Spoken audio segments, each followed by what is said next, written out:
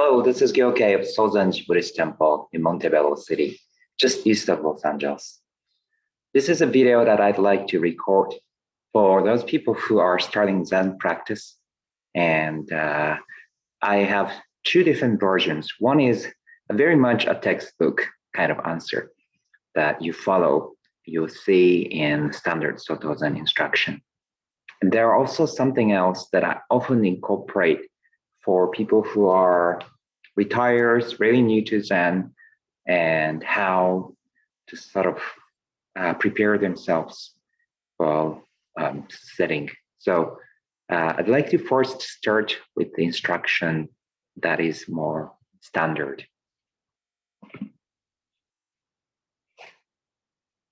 We have Zafu, which is a round cushion. If you have a pillow in your bedroom or living room, that would be fine. Although in Japan we place this right on top of tatami mat. Here in North America, we have this extra cushion underneath zabuton.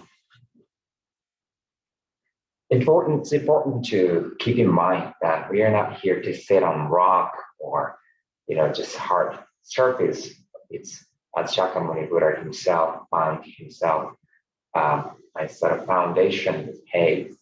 It's important we make our sitting suitable in terms of the height of the cushion, the stiffness of the cushion. Everyone has a different preference, and also underneath. And if it's some people prefer it's really just be soft, and some like to be somewhat more solid. We place this here. When you enter in Zendo, you bow in Gassho, and you come to the front of the cushion.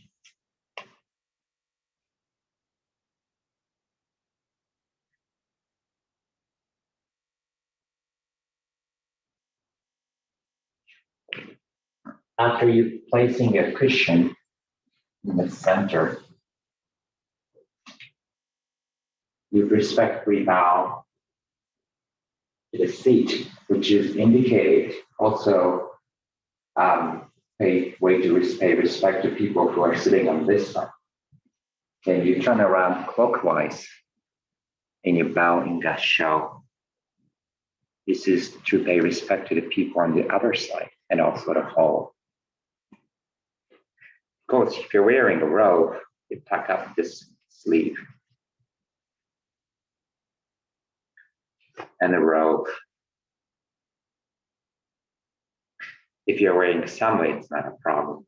You sit on the front half of the round cushion called zafu.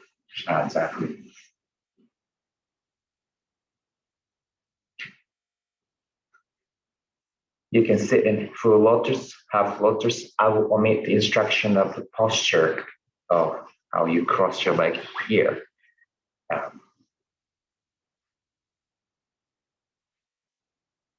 Now, although I'm facing this way, in Soto Zen practice, we turn around and face the wall, called Menpeki Zazen. Facing the wall, we sit. Now, when you sit facing the wall, you don't need to be too close to the wall. There's a good distance, but not too far.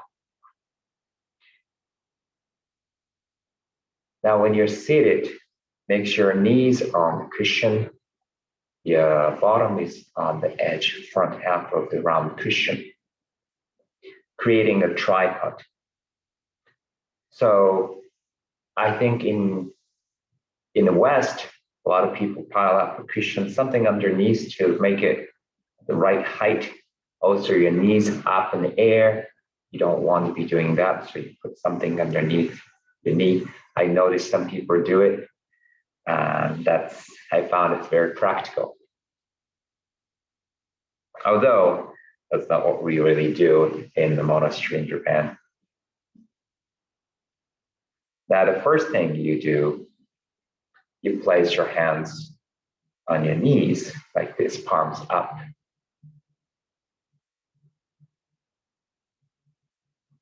You can sway your bodies sideways. It's also good to do some stretching before. You can make the arc fairly big. When you do it alone, you can take your time. When you do this group, there might not be so much time, but you still with your upper body, torso, and see if you can find that sweet spot, the balance, the center of the balance.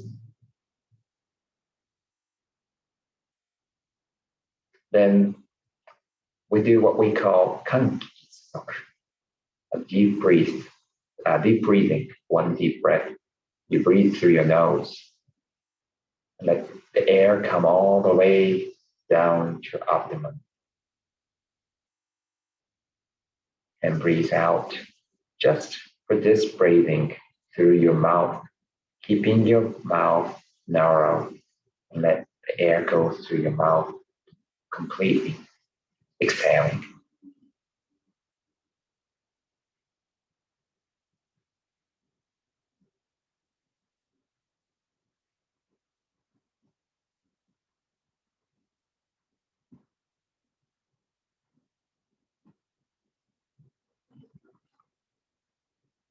Just once is enough, but sometimes you do it twice.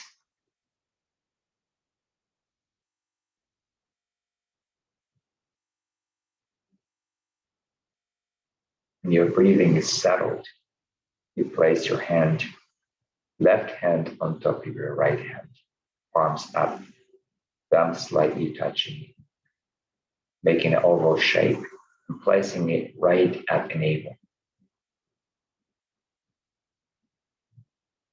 If you're sitting on regular clothes, when we have a robe, there's a nice sort of a foundation to place our hands on. If you don't have this, you can place a towel, scarf.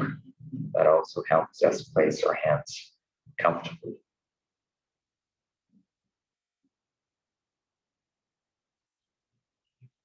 Eyes are looking downward, metered away. Eyes are still staying open. Closing our eyes are considered sort of triggering our thoughts, imagination. So we keep our eyes open. If the place is too bright and too stimulating, you can sort of halfway close your eyes. If the place is too dim or it feels sleepy, your eyes can stay open wider. Looking downward if you feel too stimulating. Looking a little bit up, feel like you're feeling a little sleepy or need to stay sharp.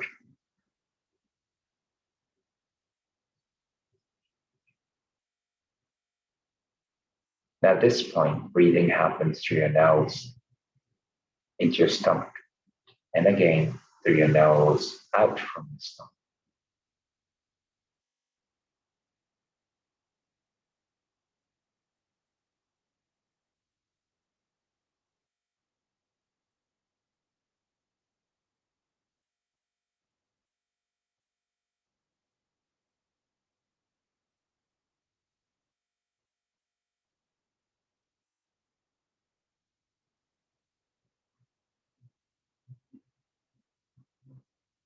You can count the breath from 1 to 10, or you can simply follow the breath.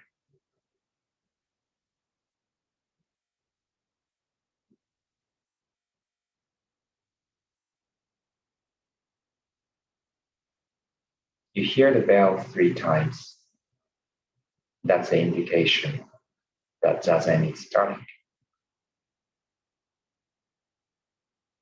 If you hear the bell once, that indicates that the Zazen is over. Now hear the bell twice. That means we are going to have a key walking meditation. That is when you have more than 2 sessions in a row where you need to walk. Again, as an extension, the same as Zazen practice, going back to sitting later after that's walking. non-thinking.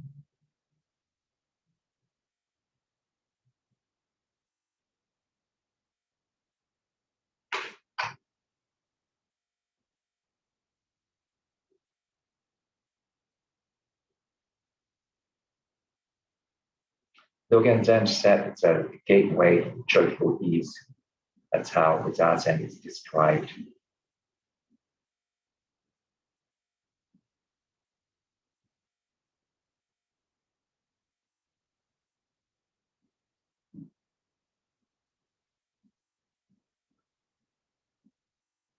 So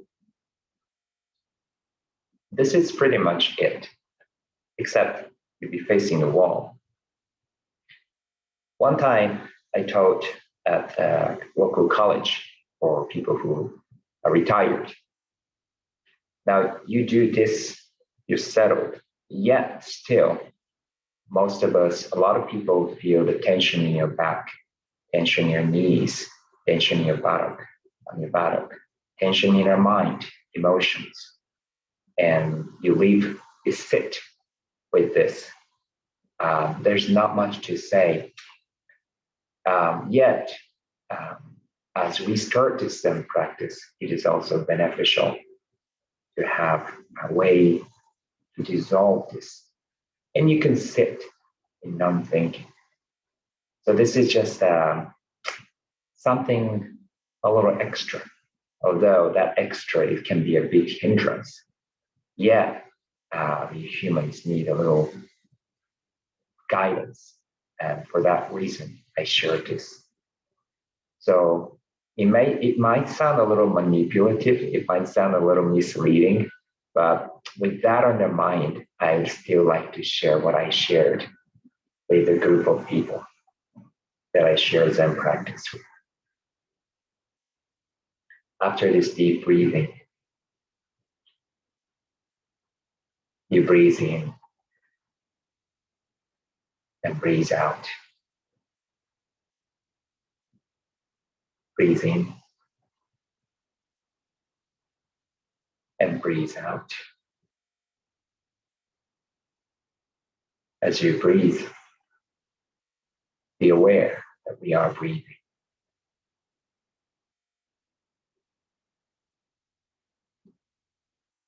As we breathe in and breathe out,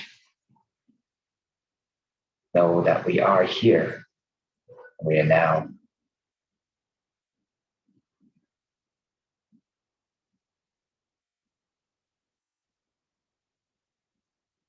Directing our mind and attention to the tip of the toes, back of your feet, heel, ankle, and your whole feet.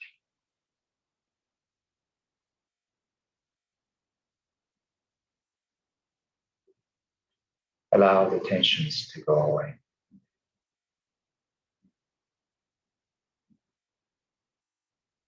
Same with the shin and calf.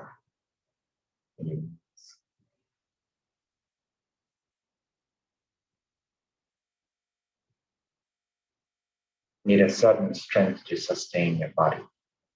There's always that extra tension. Let them go.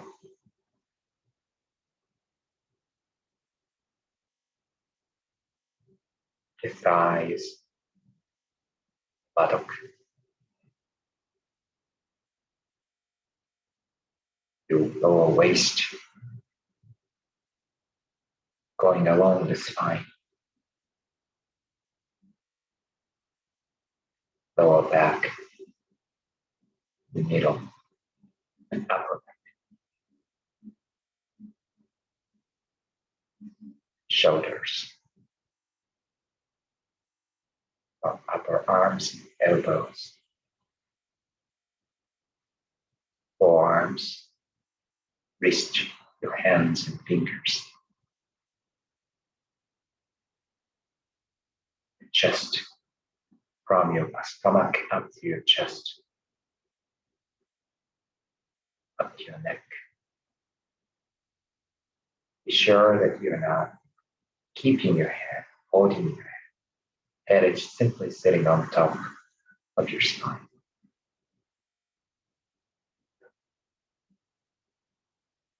There's a little tension as it can be.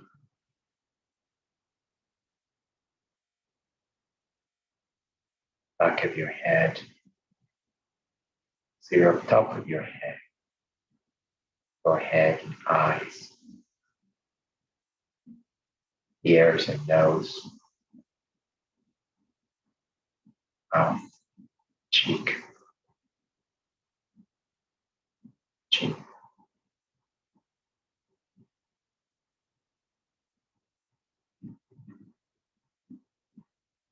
The whole muscle, whole body.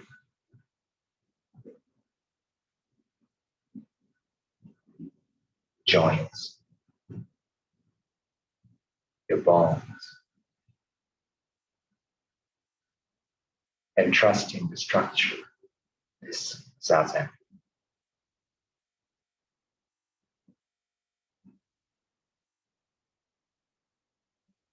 Releasing that extra tension, recreating ourselves. Blood, nerves, skin. Breathing in and breathing out. Throat, bronchus, lungs, your heart, stomach, liver, kidneys, all the body organs.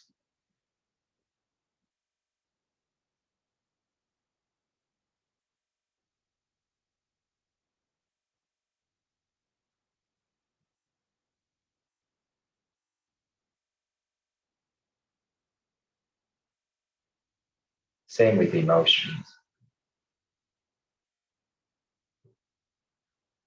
It is what it is. Yet we are forming that tension, creating ourselves with fear, anxiety, anger, regret.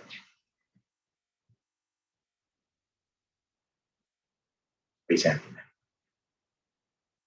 excitement, joy, happiness.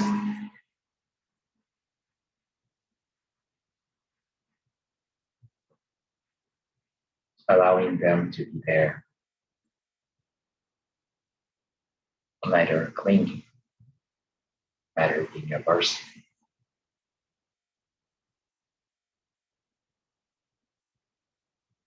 Same with our intellectual activities, with doubts,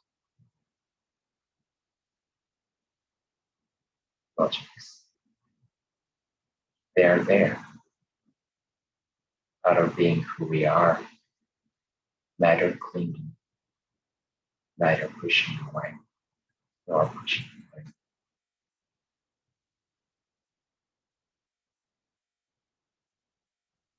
Breathe in, breathe out.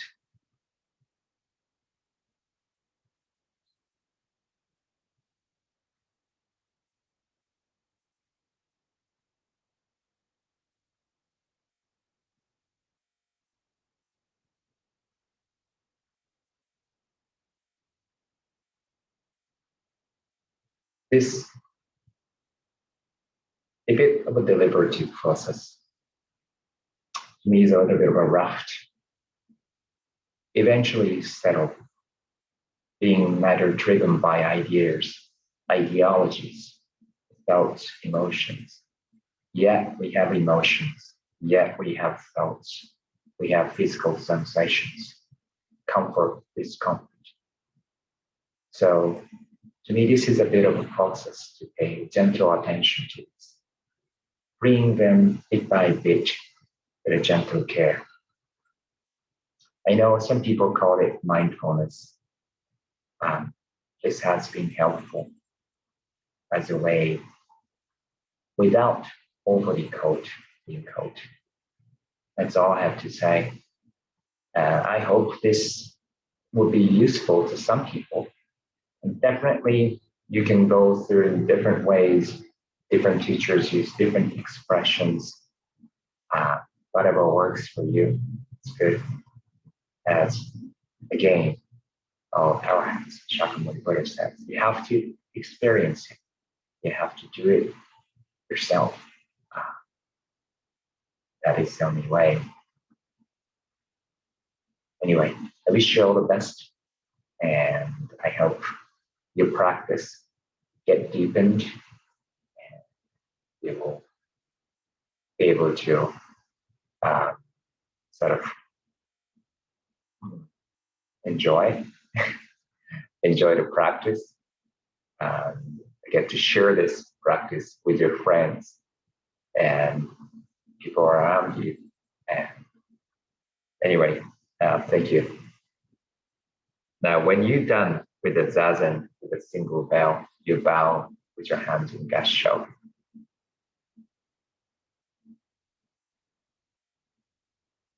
You can sway your body. Then, slowly taking your time, you stand up.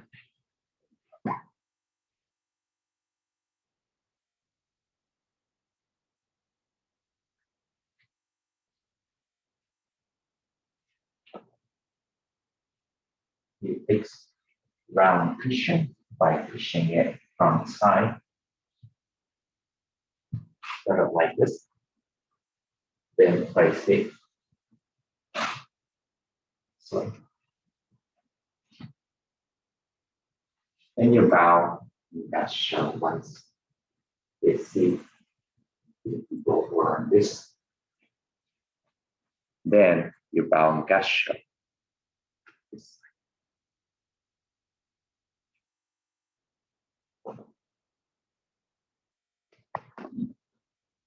Thank you.